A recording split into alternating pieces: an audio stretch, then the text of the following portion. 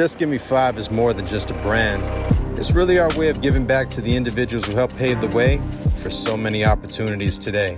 It feels good giving them a chance to tell their story and let them be heard. Because if it wasn't for them, a lot of things wouldn't really exist. I'm Dave Miranda, and all I'm saying is just give me five.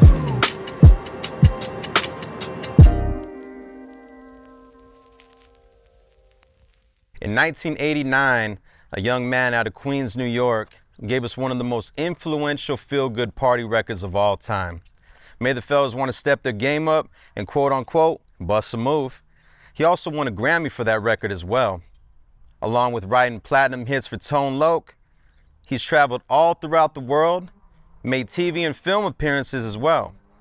And he just so happens to have been residing in Arizona for almost 2 decades now. So ladies and gentlemen, I present to you the one, the only, Young MC.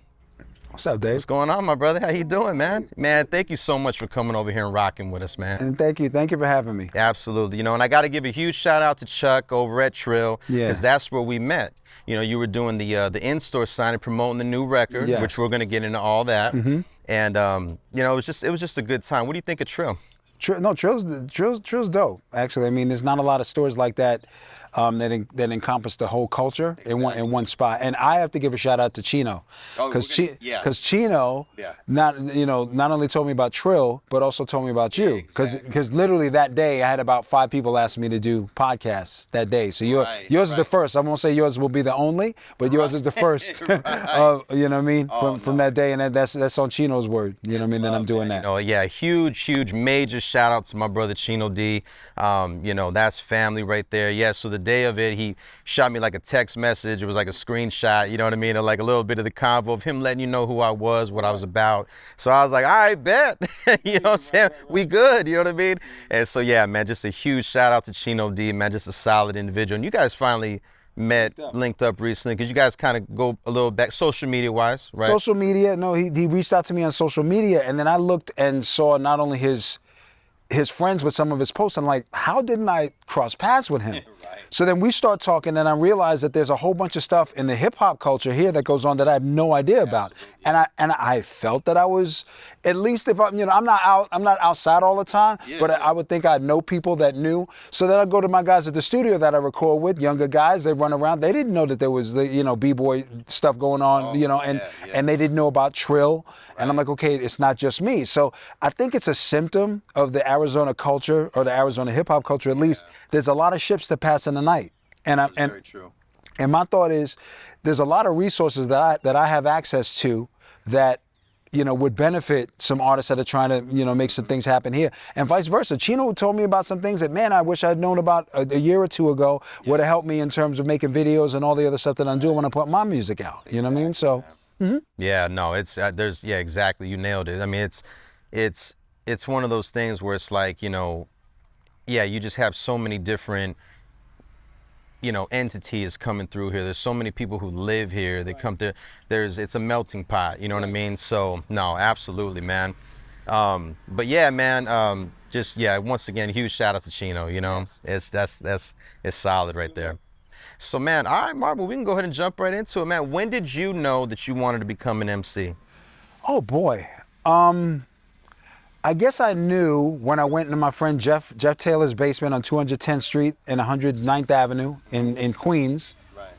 And we're over here at a park right now, so don't mind that. Yeah, right? She got the John Deere out. Yeah. But my friend Jeff Taylor, his basement, 210th, 109th Avenue in Queens.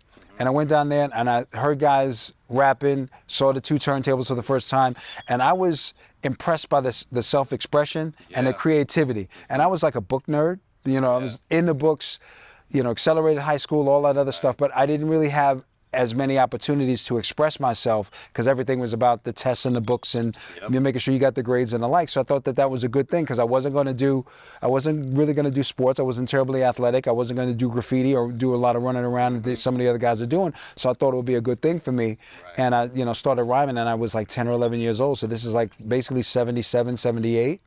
And I started rhyming in Queens. And then I knew that I wanted MCing to be a hobby. I wouldn't have said that I wanted it to be a career until it literally presented itself to me as a career. Right. Now, because correct me if I'm wrong, but you were born in London. Yes, sir. And then you made the transition to New York when you were 8? When I was 3, actually. I don't even remember London. Wow. Literally, we went to New York. I think we were in Harlem for a year and then went to Queens. And my first memories are really in Queens. So now, how did the whole London birthplace situation happen? Was your father in the military or something? No, my parents were Jamaican. Okay. So the typical migration was basically by boat to London or flying to London because there was a big Jamaican community there, more so than the U.S. Wow. And we're talking in the 60s. Yeah. There were more people that went from Jamaica to London. It started off as a British territory, so that was a very natural migration, and they had a lot of different ways to travel back and forth. So that's where my parents met and had me and my sister. And then, like I said, by the time I was 3, came to the U.S., and I think 4 or 5 was in Queens. Wow, man, and Hollis to be exact, right? Yes. Now, as a hip-hop head, when you hear Hollis, Queens, one group comes to mind immediately, and that's Run DMC. All right, so Jam Master Jay got his hair cut at the barbershop at the corner from my house. Okay. So, my first demo that I did and made a mess of was with Davey DMX. Okay. So, and he lived on 215th, I was on 211th. Yeah. And so in Sucker MCs, when it goes, Dave cut the record down to the bone, that's Davey DMX, or he had a record, I forget what it was called, but the hook was like, Davey D, you are the best, rock that beat because it is so fresh. That was him, and then he did, I want to say Secret Weapon. He had produced that on Tough, I want to say it's Tough City. Yeah. My memory kind of lapses a little bit, but those so those are my earliest exposures and earliest, things. And then I always thought that I could get the best expression of myself out through rhyme. And I thought it was clever learning how to rhyme stuff. Not cursing, not anything crazy, but just literally just making the words rhyme and the cadences and whatever. And I've been like that since I was a kid. And it's fun because I was going to ask you, like, being out there, did you ever used to see them when they were on the come up, like in the streets or in passing? Not really, because I was too young. Okay. I was too young. So we're talking about me running around 10, 11, 12 years old. Yeah. I'm not really going out to the park as much. I'm definitely not going to clubs. Right. So a lot of my New York hip-hop stuff was like private stuff, house parties, block parties, mixtapes, that kind of thing, and just MCs around me. So looking at a crew, I'm pretty sure Davey was a part of it. There was a crew called Solo Sounds, which was the it wouldn't be something you would know, but there was a guy named C-Rock that rocked in Solo Sounds, and I wanted to be him. And I'm like 12, 13. You know what I mean? And and this is before Rappers Delight came out. So this is 78, 79. Okay. People rhyming over, 2 Good Times and 2 Bounce Rock Skates. Yep. That was the approach. That was how I looked at it in terms of hip hop. And then Rappers Delight comes out. And it's so funny how much of a tentpole Rappers Delight is for so many different people in different ways. Oh yeah. I was talking to Mike Broomhead, who's a local radio guy here. He does talk radio. And he was saying, he was in Florida and saying how Rappers Delight was his first exposure to rap.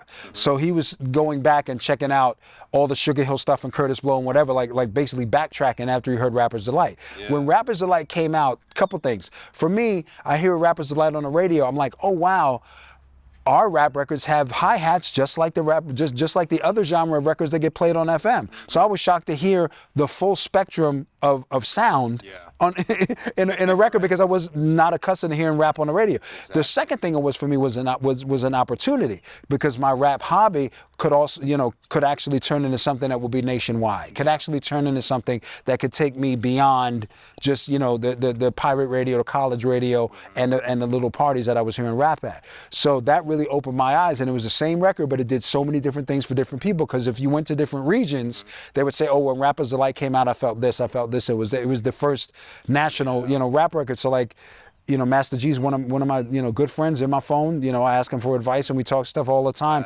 because it's just a view and an outlook. And I try and do that. I have young kids run up to me and they ask me questions and the like, and I just want to keep, paying it forward because that was what was done for me. Definitely, man. And so now it's like you're in Queens, you're a young kid.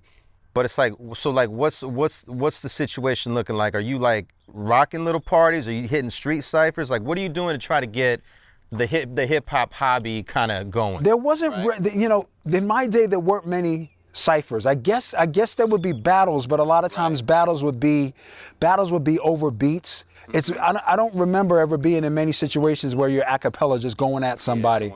Yeah, and even the beatboxing was not. Like when I'm coming up, there weren't many, if any, beatboxers. We only really heard about it with Fat Boys and Dougie Fresh, and the two, and the one Inspector, Bad Boys record, the Inspector Gadget. Oh, Like those records were the first time that I was really introduced to it. Right. And then kids in high school would do it as fun, but in terms of battling somebody or whatever, you wouldn't necessarily be passing with somebody beatboxing. Okay. You'd usually be with a set and going, and then one guy does his rhyme or his 16 or whatever it is, and then passes to the next person. So that's really how I did it with that kind of competition. And I was always the youngest guy. I was always, there'd be house parties where guys were dancing with girls, and they would make a joke and say I was dancing with the mic, because I wasn't even thinking. I was just like, let me get my rhymes out. I came to get busy. Yeah. So a lot of the cultural aspects that are just normal now, I kind of had to grow into, because coming up in New York at that time, there were certain things I just didn't see. Yeah. I was in a breakdance crew for a minute. I was a DJ, and I didn't break. I didn't do any b-boy stuff, but I was a DJ and an MC in a breakdance crew. Right. So even during that time, that portion of the culture, that's how I was exposed to it. Okay. Yeah, that makes sense. And it's like, so now, that's all grooving, everything's moving. So then you ended up making a move over to the West Coast. Yeah. And because of that, it was because you attended USC. Yes, sir. You majored in economics, I right? have a bachelor's degree in economics. Good for you, man. Yeah. So now, how was that trend? Because Ice-T has a similar situation, him growing up in New Jersey and then him traveling over to LA. And the time that he attended Crenshaw High School, it was voted the #1 most notorious high school in the nation. Oh, yeah. The nation, right? So that's pretty hard to adapt to at that point. And the time that you transitioned was similar to that era. So how was that for you, Well, I wasn't in high school. I graduated high school, went to college at USC. Right, that's what I'm saying, yeah. Right, so my life, I'm on campus. I'm not, campuses are insulated. Yeah. So USC basically is in South Central, but the USC campus does not feel like South Central, at least in that day. Okay. You know what I mean? Yeah. So it was more school and homework and do all the stuff you got to do. And then, I guess the best way to describe it is people at USC knew that I rhymed, but it wasn't something I was really pursuing in LA until I went to New York. There was a record store called Rock and Soul. So this is after sophomore year. This is summer of '87. Yeah. I go to Rock and Soul. There's a guy named Eric that works at Rock and Soul. We talk about making a demo for a label. I'm not even sure, if it existed, if it put out records, whatever. But there's a label called Get Busy Records I was supposed to make a demo for. Yeah. So I go, put it together, make the demo. Nothing ever comes of it, but Eric says, I know these guys in California at this label, Delicious Vinyl. So I fly back in August of '87 and literally get on the phone and say 3 to 4 verses over the phone to Mike and Matt, and they sent me a contract a week later. They sent it to your dorm. They sent it to my dorm, and I have no lawyer. Right. So at that point, it's junior year rather, and I'm in student senate at USC. So I'm representing the campus apartments. And so I went to the law school representative, shout out Dave Simon, went to the law school representative and student senate with my contract. He's not a lawyer, but he's closer to a lawyer than I am. Yeah, exactly. He'll do, He looks it over. It's not like he's gonna change anything or whatever, but literally that's the tale. That's what happened. Signed it, and then I let him know, and My Name Is Young came out pretty much that fall into winter, and then we started moving, and Know How was the next spring. Yeah. And then that's when I let him know, and I let him know when My Name Is Young and Fastest Rhyme was on the blue label. They came out in late '87, and then early '88 was the red label with the Let 'Em Know remix on the first 10,000, because we had to do a cease and desist on that. Right. Yep. Because Marvin was all cavalier about sampling. It's like, oh yeah, let's use the horns from Sledgehammer. Yeah. Right. Once again, you know, you live, you learn. Thank goodness. Yeah, yeah. Thank goodness. You know, it was just that lesson of having to do a cease and desist on it. But Know How went and took off, and it's still one of the biggest records, and some people's favorite record of mine. Some DJs and overseas and that kind of thing. And meanwhile, I'm building, putting the album together. Made Principal's Office, and ironically, Busted Move was the last record of last song on the record, and that's because they had seen how big Tone Loc stuff was. So now you're on Delicious Vinyl. You got some joints booming. You know what I mean? Everything's kind of flowing, right? You get the opportunity to not only write a couple records for Tone Loc, two of his biggest hits ever. How does this happen? Well, they had concepts of Mike and Matt at Delicious Vinyl had the thought of basically taking it more mainstream. Okay. And the stuff that Tone was writing, Tone was a street rapper. That was his vibe. Yeah. So they gave him the concept. He had, by the way, beforehand he had Chiba Chiba, Got It Going On. Oh, of course. So there were definitely, there was definitely a style that he had when he was making his music. Yeah. So they gave him the concept for Wild Thing, and what he came up with, in their opinion, was too raunchy. They couldn't get it to cross, whatever. Oh, okay. So they came to me because they knew I wrote clean, and they had asked me if I would write, the lyrics for Wild Thing, and I was against it at first because my stuff wasn't out yet, and I was like, well, why am I going to be writing for somebody else? Blah blah blah. Right. Didn't really have the insight, but I said, fine, I'll do it. So I go ahead and I knock them out, and a big part of the story that a lot of people don't know is that they didn't tell Tone that I wrote it. Initially, they said that they wrote it because they were fearful he wouldn't do it if he knew that I wrote it. Me and Tone never had a problem, never an issue, but that was in the label's head, like, oh, let's say that we did it, and then Tone will feel.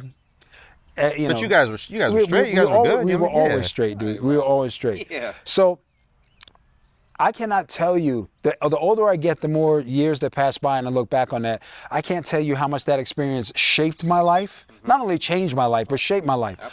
Absolutely. As a songwriter, I watch him go 2-3 times platinum. I realize that I'm capable of creating a record that can be that popular. Right. That record broke on K-Rock, which was the alternative rock station. So you'd have the Smiths and the Cure, and then Tone Loc.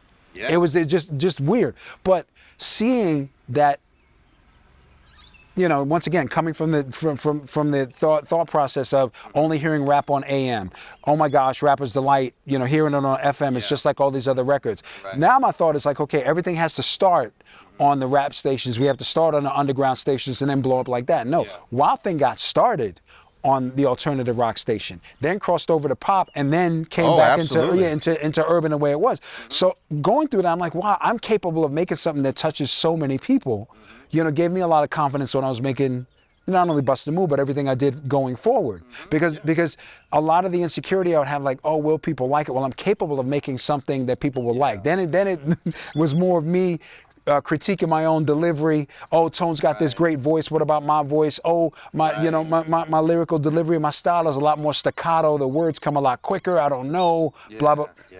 So going through that whole experience of watching Tone while I'm developing my stuff allowed me to sort through all of those things. So by the time Bust a Move came out and started doing something, I was able to chase it. Yeah, man. And like you said, man, like with Tone, it's like he had that voice, and it's like, and then obviously he started getting into film. He really got a chance to utilize it with Bebe's kids. You know what I'm saying? And then of course the classic Poetic Justice, him and Pac, And I always felt for like that small role that they had, the small parts that they had together, the chemistry was dynamic. But I'm sure they knew each other from when Pac was with Digital Underground. You know what I mean? That's how I knew Pac. Right, That's how I knew Pac. And he was a fan of yours. Yeah, I mean, he was always good and supportive, and he said nice things about me, and I didn't know him as well when he was a solo artist, but that was also when I was, running around doing my stuff. So that's the thing. Record gets big, and you're trying to make a follow-up record, whatever. You become a lot more insulated, dude. It's just I try not to be like that, but it just was what it was. It'd be one thing if I grew up in LA, knew a whole bunch of people in LA from childhood before I became famous, if you will. Then I say, okay, let me go back and blah blah blah. No, I grew up in New York, so pretty much everybody I knew in LA from the business knew me only since Young MC. So if Marvin wanted to just chill, a lot of times it would be away from a lot of the people in LA. It just was, just kind of like that. But being in the cut, you know what I'm saying? It's like, getting a chance to really like observe it and be like, yo, I'm capable of like you said, of writing hits, platinum hits. Like I can do this, right? So Tone's got the records booming, everything's grooving, everything's moving, right? But now at that point, you sit there and tell yourself, it's my time. You know what I mean? Like it's my time now. You know? I'm hoping that it's my time. Yeah. You know what I mean? You're right. Look, the discussion me and Tone had when Wild Thing was finished, we didn't know what it would do. Yeah. So he hoped that it would make enough money that he could get a car. Hoped it would, and I hoped it was enough for me to pay off my student loans. Anything beyond that, so 30,000, 50,000, 100,000 would be incredible. That record, regardless of what RAA says, that single did probably close to 4 million. Oh, incredible! You know what I mean? And then Funky Cold Medina came Funky Cold Medina after that, but we're talking in that day. We're saying we're talking 4 million in 1988. So the only thing to even compete with that was We Are the World. Yeah. You know, stayed on the charts a whole long time, whatever. Tone might be able to buy a few cars. You know, the loans are going to get paid off. Right, but you know what I mean? That gave me a different outlook, not only on how I wrote, but on what hip hop was. Right. Or what the capabilities of hip hop were. Right. So, you know, I tell people all the time, I would not trade that period from late 88 to late 1990 for any other period in the world. That time when me and Tone put our brand of hip hop on the map, everybody knew about it. Everybody knew what it was. And that even helped me deal with the whole thought of being a quote unquote one-hit wonder. It's like, they know it. You know what I mean? So as long as they know it, doesn't matter what they call it or whatever, they know it. And you put yourself in a position where they know something you've done. So, and I've done that multiple times. Ironically, the Grammy that I won, I was competing against myself. If Tone had won, I'd have been happy, but I won, so I was happy as well. So, you know, I can't complain with that being my first record, the first time that I'm out there in front of people, the first time I'm putting my rhymes down. You know, you feel accepted. You know what I mean? It was a really good thing. So Tone's got the records, everything's going from there. Now you got the opportunity. Now it's your time. It's your Bust a Move comes into play. How does this all go? Like, what's the concept? How does this happen? I'm in my dorm room at USC, basically the campus apartment at that point, and they send me the track, and I write, in 90 minutes, I write 4 verses, and I title it Make That Move. So they didn't give me any title, they didn't give me anything. Okay. And I call it Make That Move, and I send it to them, and the only difference is that they changed the title to Bust a Move. And it's basically first draft, I think I still have it at home, in pencil. No rhyming dictionary. I swear by rhyming dictionary and thesauruses and all that now, but I was such a purist. And also, look, I spend the whole day, people telling me what to read, what to do, whatever. It's not a bad thing, but your mind is in that kind of space. So I'm like, oh, I got a couple hours where I can just do what's on my mind. So I write it out. And the funny thing is, we'll talk about Kinetic later, but I think the direct link between Bust a Move and Kinetic. If you have the first 4 lines, this is a jam for all the fellas, try to do what those ladies tell us, get shot down because they're overzealous, play hard to get females get jealous. I wanted the whole record to be 4-bar couplets like that. Okay. By the time I got to the 5th line, I knew I couldn't do it. So everything else is next day's function, high class luncheon, food and service, stone cold munching, and change the rhyme scheme again. Wow. So when I finished the record, I'm like, damn, either the first 4 bars was a mistake, or the rest of the record was a mistake, but it wasn't consistent the way that I envisioned with at least 4-bar couplets with the same rhyme scheme. Okay. Turned it in, never an issue. The 1 or 2 times over my life that I've had a problem doing Bust a Move on stage, and this is years ago, I'm fine with it, perfect with it now, was because I do the first 4 lines and then forget where I'm going after I get through that 4-bar couplet, because I'm so used to 4-bar couplets now. Right. So that showed me that my instinct was to go there. My ear was telling me to go there, but my writing just wasn't there yet, and I didn't have the tools to take me there. So I said, okay, let me just go with the concept of the record, as opposed to like jamming a rhyme scheme down your throat, because you know, I think that's one of the most annoying things with a lot of rappers, especially, you know, some of the newer guys, that they'll rhyme a lot of stuff and it says absolutely nothing. But they'll just literally just keep throwing a rhyme scheme out over and over again, but it only sounds good if it makes sense. Exactly. So that was my that was my entree into it. 90 minutes, didn't change a thing. Sent it to them. They changed Bust a Move to make that. Make that move to Bust a Move, and that was pretty much it. So that hook would have went make that move instead of bust a move? Yeah, in terms of what I said, that you want it, you got it. They got Crystal Blake to put her in the room and said sing this, sing this, and this, yeah. So that wasn't even that was something that they did in terms of production. I didn't see Flea played the bass on it. I was gonna get to that. Yeah. I never saw them. They did all that stuff on different days. I'm coming. Remember, I'm still in school, so I just can't just hang out. Oh, we're gonna do your background vocals. Not only I got a jet, I'm not driving. I don't have. I'm from New York. Right. So I'm being driven. So I'm only being driven to the sessions that I do, and then back to the dorm so I could do my homework and make sure I get my degree. And at that time, exactly. So, and at that time, like the Red Hot Chili Peppers were bubbling. You know what I'm saying? They were very hot in LA, but they were up and coming still, right? They were, because you're talking about Red Hot Chili Peppers on the in the same breath as Mama Stud and Fishbone, and bands of that type. And I opened a lot of times, for groups like that in the local scene in LA. Yeah. That was just, but Flea was the best bass player. I didn't know the scene, but the guys from Delicious, Matt and Mike knew the scene. Yeah, that was all the label. Because he had his little situation, obviously with the payments and all that, but that's not your fault. That was the label. I knew nothing about that. Trust me. Everybody had issues in terms of who got paid what, when, and whatever. You know what I mean? Especially at that time. Right. So it's a shame looking back on it, but all I can say is literally there's a lot more that I could have made in a different situation. There's a lot, but I wouldn't trade it for anything because I got here, or got all to all the places that I did get to because of what I went through. Did you and him end up ever being cool? I mean, you never really had a relationship to begin with, right? Flea? No. I mean, we met. Things were cool with me. Yeah. You know what I mean? But I, never really had a chance to really. Right. Yeah. Yeah, you know what I mean. But like I said, that was out of your control. You know what I'm saying? Very much so. I'm here. We're making the record. Oh, okay. You know what I mean? Type situation. So, nah, man. But that's incredible to know. It's like damn, you had Flea on there, and then to see how they ended up just taking off, and that's incredible, man. But so now, the record is going platinum. You end up winning a Grammy for it. Mm-hmm. And now, correct me if I'm wrong, because of course you had like Will Smith and Jazzy Jeff, but they were more of a duo. You were the first solo hip hop artist to win one, right? Yeah, and it was the first televised rap Grammy as well. So there was a lot of What was that like? Especially, because the Grammys are the Grammys, right? But in that time. Well, when you're going through it, when you're going through it, you're just experiencing it and trying not to, do anything dumb, not make a fool of yourself. Answer all the questions. I will say, running around and all the people I met, the one person that I remember being so gracious to me as an amazing musician was Bruce Hornsby. Yes. That I had a good conversation with him and everything.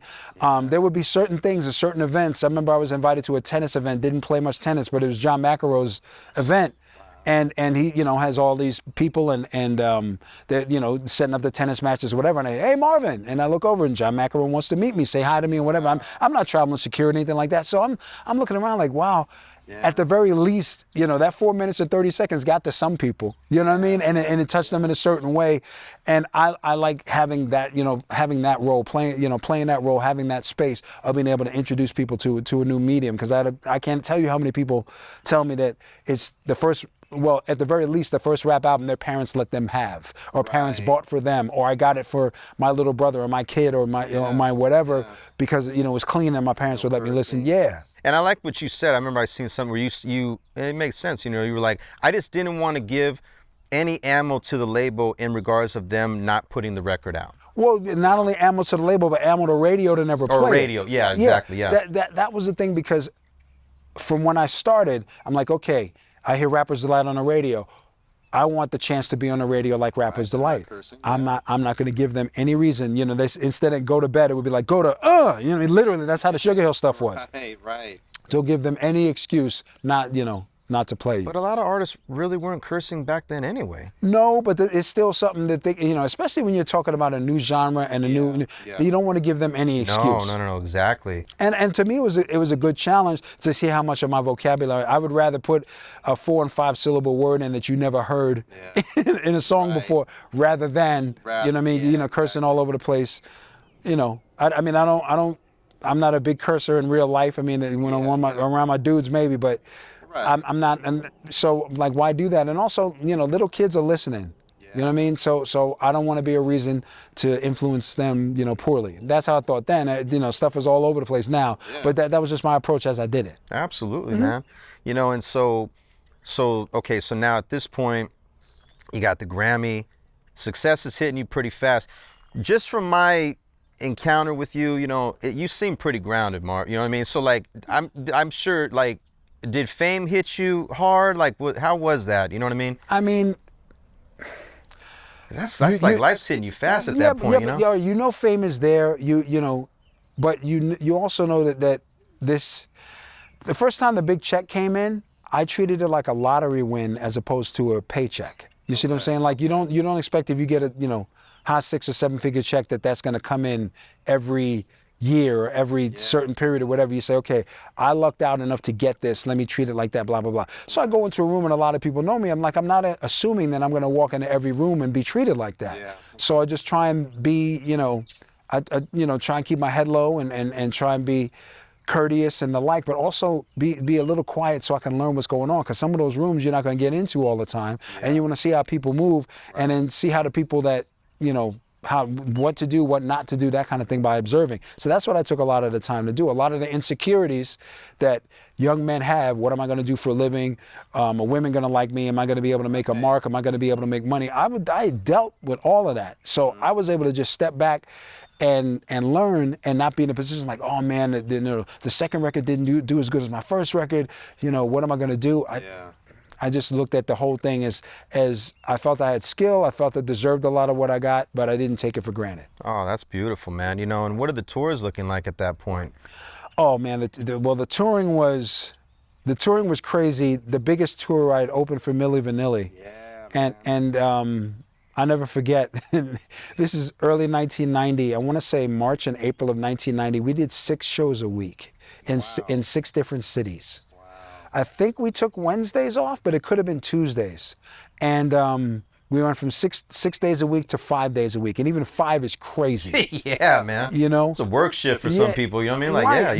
And you're literally bouncing from place to place, different cities, burnt my throat out. I had to get my tonsils taken out after that tour. Wow. Oh yeah, no, it was a lot, right. But there was the work and those records, their records were big, and I was right before them. Bust a Move, was big. And other stuff that I'd done, Principal's Office was big, and then Seduction had gone on before me, and that was a big group that CNC had produced. So exactly, yep.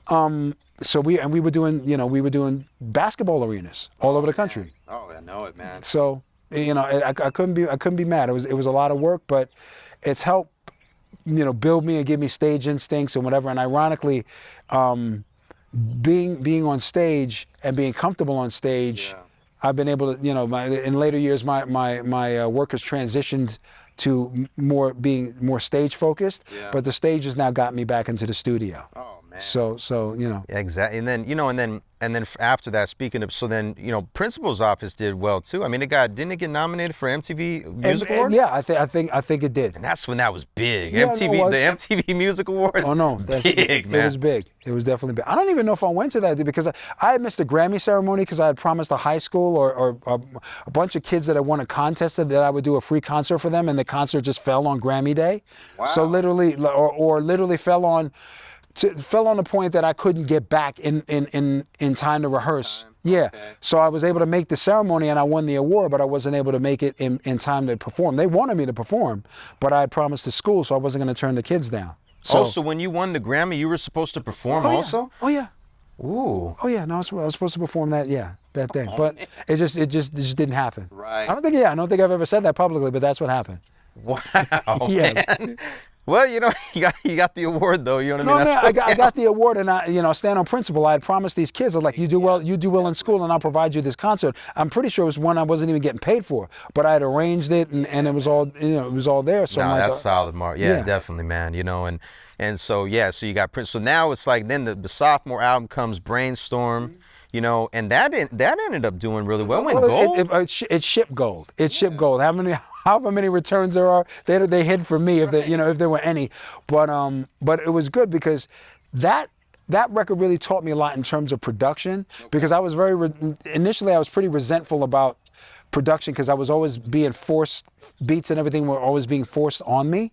So I got so Kind of get spoiled a little bit. not sport, but I had to kind of rhyme to whatever they gave me. Oh, and I see what you mean. Yeah. some of the stuff I'm inspired by, but also I'm at a point where I'll pretty much write to anything. So by the time I'm getting to the point, I kind of grew into being what I like to call a rapper songwriter. Like I hear the whole song. I'm not like, oh, let me hear this beat out of your crate. Oh, I'm coming up with a song. I'm just not that guy.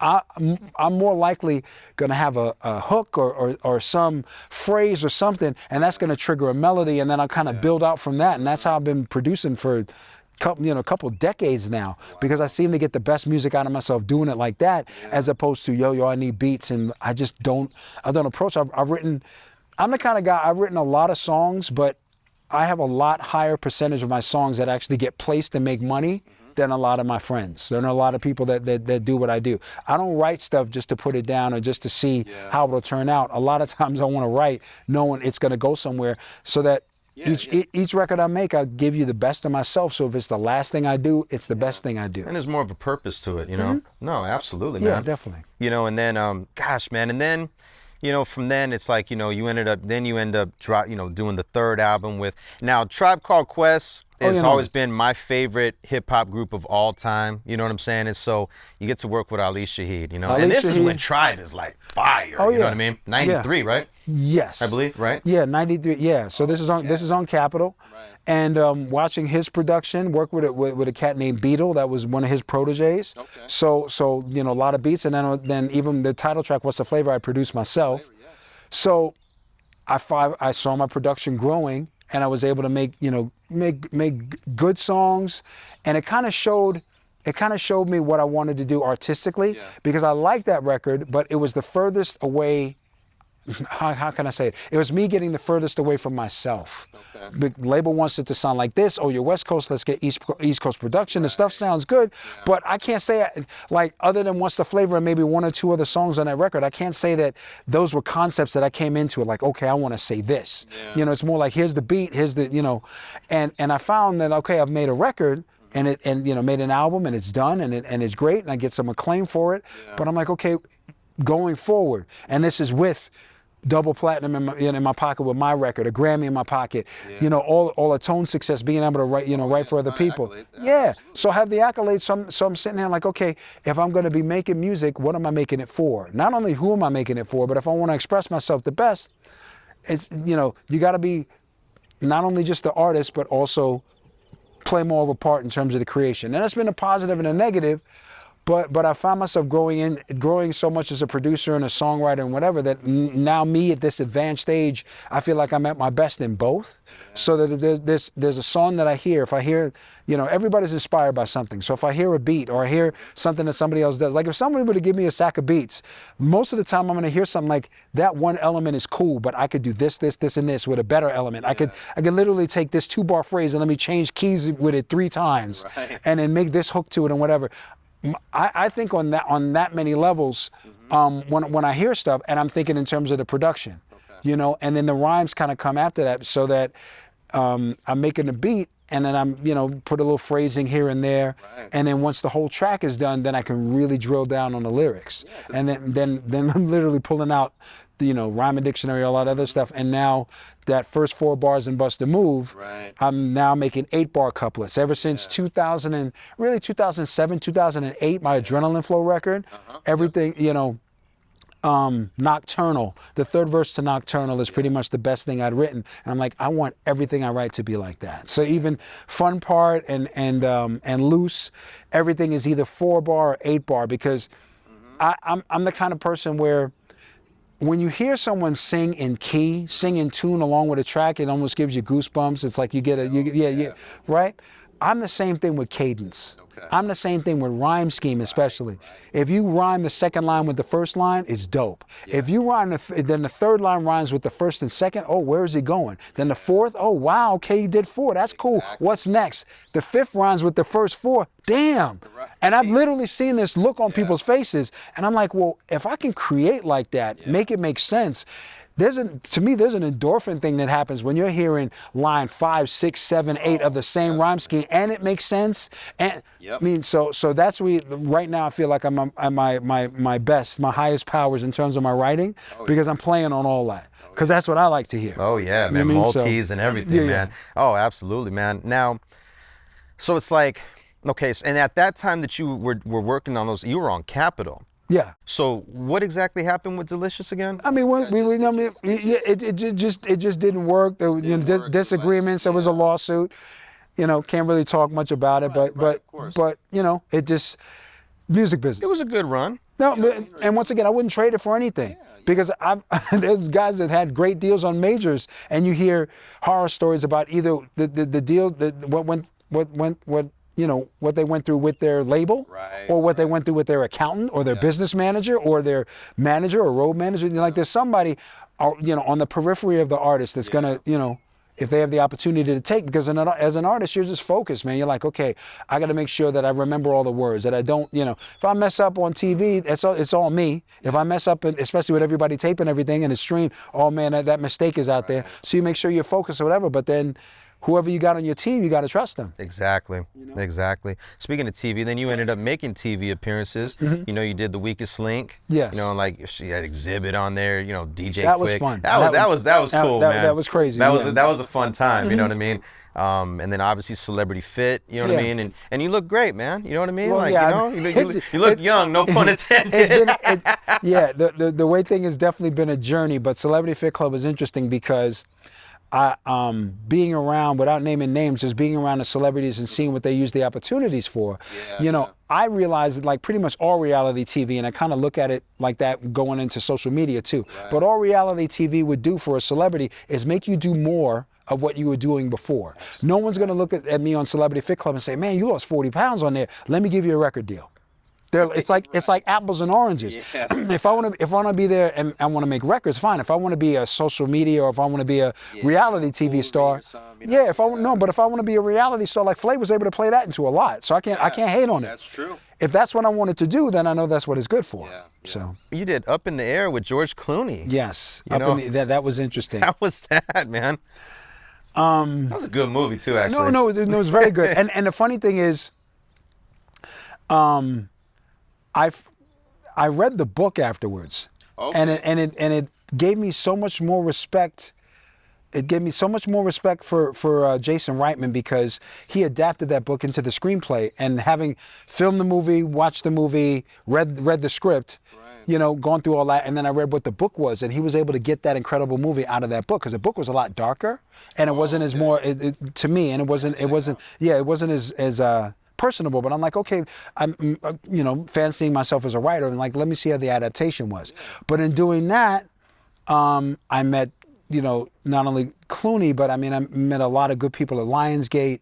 I met good people in town here, Allied and now Frost Communications, that do all the movie screenings. So I was able to go to a whole bunch of movie screenings to see what was coming out early, and then also like when The Blind Side came out, Aaron, the movie rep here, had Aaron Marion. I'm forgetting names all over the place. But Aaron Marion, the movie rep here, said, oh, you should come and see The Blind Side, whatever. Right. So I'm sitting there with him, and there's literally like a minute and a half scene of the football player and the kid like going back and forth with my lyrics and Bust a Move before the car accident. And I didn't know it was coming, because this is pre-reversion, so nobody has to alert me to anything that they use it for. But it's a massive usage. And I'm sitting there looking at this saying, you know, that really opened my eyes in terms of culture, because nobody ever said, oh, why would these two be saying that, you know, saying these lyrics to this song? But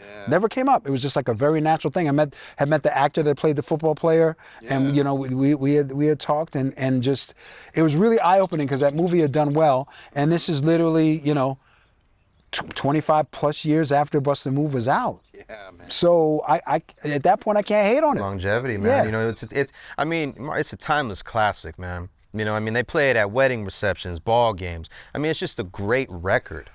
You know what? And I'm not saying that just because you're. I mean, it's a great record. I mean that. But here's the thing: as the guy that made it, I'm not at all those ball games. I'm not at all those weddings. I hear it, and a lot of times, some people, out of respect to me, are not going to play it when I'm there. If I'm somewhere and I'm not working, they're not going to. You know, it feels kind of Feel cringy. uncomfortable or something, if they just start playing the record for everybody else's enjoyment, is this True. Marvin's going to break out into an interpretive dance? You know what I mean? Right. As you know, You're just trying to chill. You know what I mean? Yes, I'm just like here chilling with my friends. So I don't really experience it as much. I hear the stories, I see the posts, I see the, you know, the TikTok stuff, and that's all, you know, that's all fine. And I like the fact that I've been able to touch people in that way. But the point I really want to make to you, Dave, is just imagine, I'm 57 years old, going to be 58 this year. I consider myself a smart individual and growing and learning and all that, even still at my age.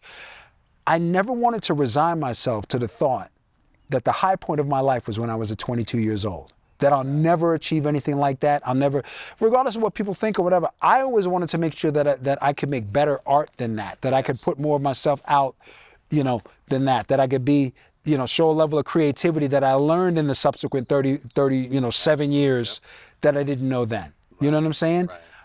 That was, you know, that was always something that I kind of focused on and strive for, as opposed to sitting back and like, oh, you know, my plaques up in my studio room, and I look up at them from time to time, but I usually look up at them while I'm making a beat for the new joint. For the new, yeah. You know what I mean? No, definitely. It's like, what do they say? If you're the same person you were at 22, at 50, 57, you know, like, you know, then you're doing something wrong. You know what I mean? Like, you know what I mean? We always want to grow. We always want to have, you know, that kind of, you know, longevity in life. If for no other reason, even if my skill level and my intelligence stayed exactly the same, going through the life experience of having such a big hit at such a young age, if I just have that to rely on, I should be able to do better stuff going forward. Definitely, man. Because I kind of know what's coming.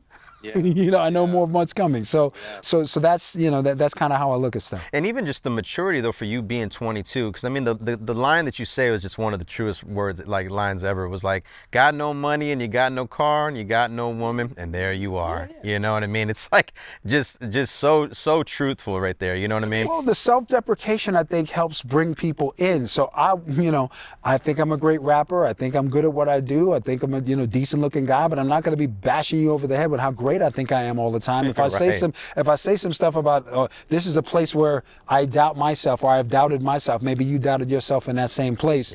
We can relate. You know, I've had a lot of people tell me that not only Bust a Move, but a lot of records that I've made have gotten them out of dark places because of stuff that they can relate to, and they feel that they're listening to a real person. And that's a big deal. That's a big deal to me.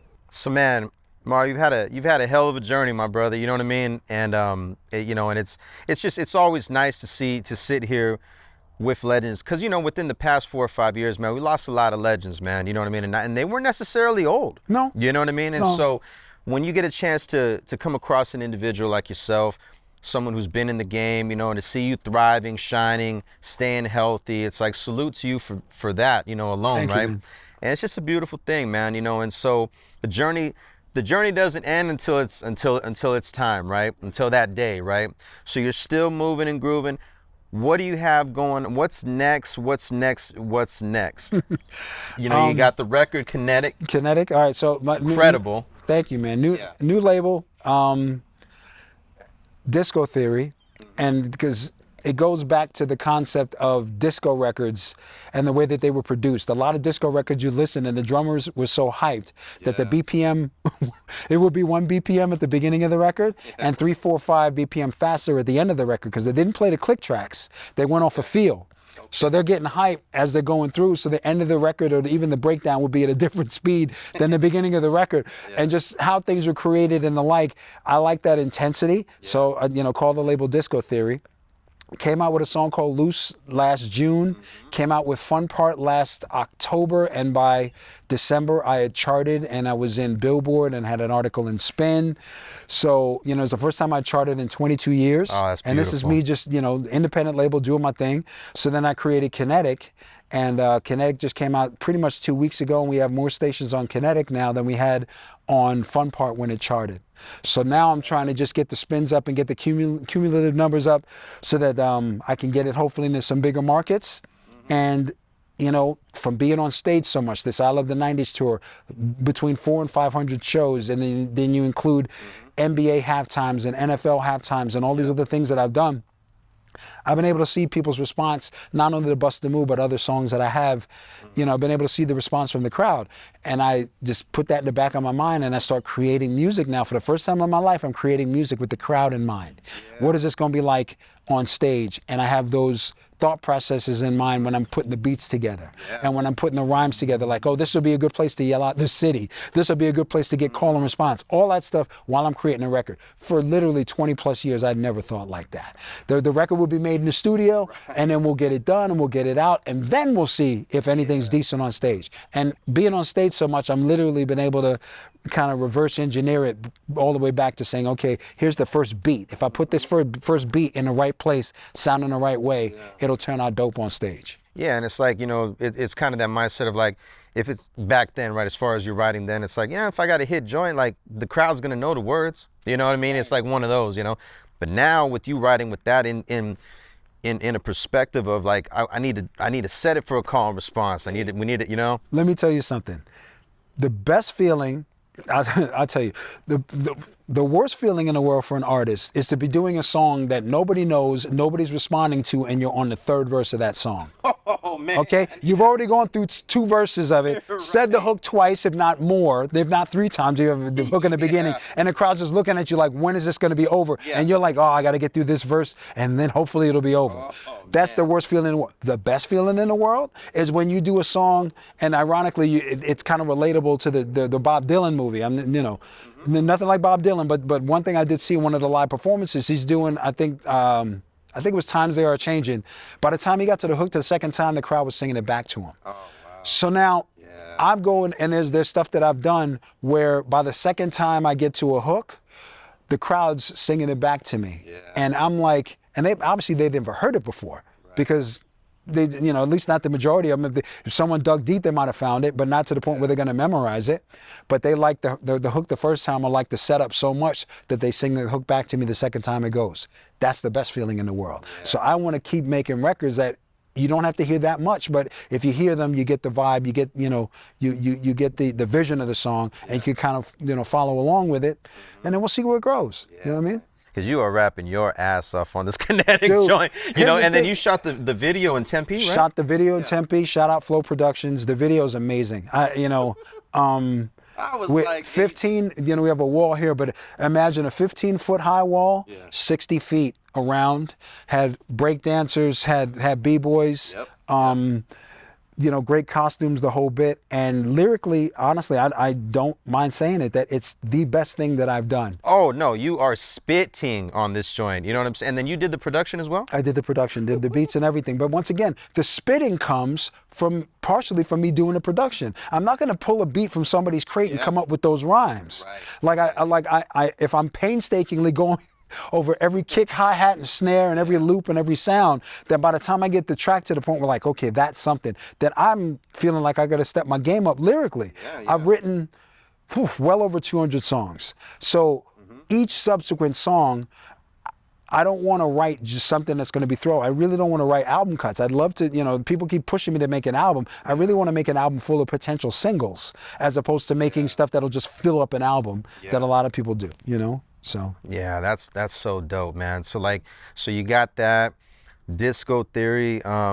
What else is? I mean, obviously you the shows and everything are still still staying consistent. You know, the 90s tour is dope. It's a great concept. The you know 90s what I mean? tour is dope. It's a wonderful concept. You know, shout out to Universal for that, because we've been pushing with that since basically 2015, 2016. Yeah. And it's the original. There's so many places that call, oh, we're the 90s tour and, you know, revisit the 90s and this 90s, whatever. We're the original. I love the 90s tour, and I've literally done pretty much like 500 shows on that tour. It's no joke. Yeah. It's something where I'm proud to be part of it, proud to be in it, and also proud to see, you know, the crowd singing along with it and and the whole bit, and made some of my, you know, best friends musically. And I have to tell you, the acts on the 90s tours and the 90s shows have been so supportive of me coming out with music independently and trying to make stuff happen. Right. You know what I mean? So that's been something where you know, where the touring experience, going back to the 90s, looking back on all the stuff I've done, is really fueling what I'm doing today. I love it, man. I love it. So now this last question here, Marv, when I say the word special, it doesn't necessarily mean you're on a pedestal, right? No. I've seen you ask it before, so I know what's up. It's I know what's just, up. you know, the people who love you, the day ones, you know, your family, your friends, your fans, your supporters, you know, to them, this is what you are, you know. And so this question here is, how does it feel to know you're special and extremely loved? For me, I want to show that I'm worthy of being seen as special and worthy of being extremely loved. You know, it's hard, man. Perspective is a tough thing when you have such great moments at such a young age. So I felt I put a lot of years in. I started rapping at like, you know, 11, 12 years old, and won the Grammy at 22, or I guess it would have been, no, 90 I won it, so I was 22 years old. So all those great things happen, and you know, the accolades fly and all that other stuff.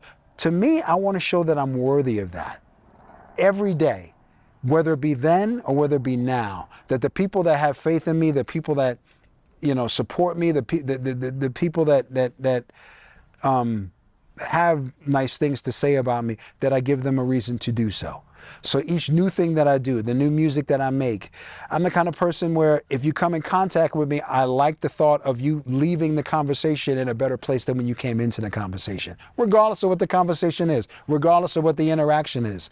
I just want to be that guy, because I feel like I've been fortunate enough to not be burdened with a lot of things that a lot of guys in my position, you know, without the music, without, you know, the success at a young age, a lot of burdens I haven't had to go through.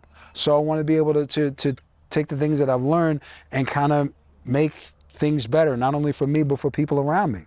So, you know, being special and being, you know, being loved, I want to show that I'm worthy of both of those things.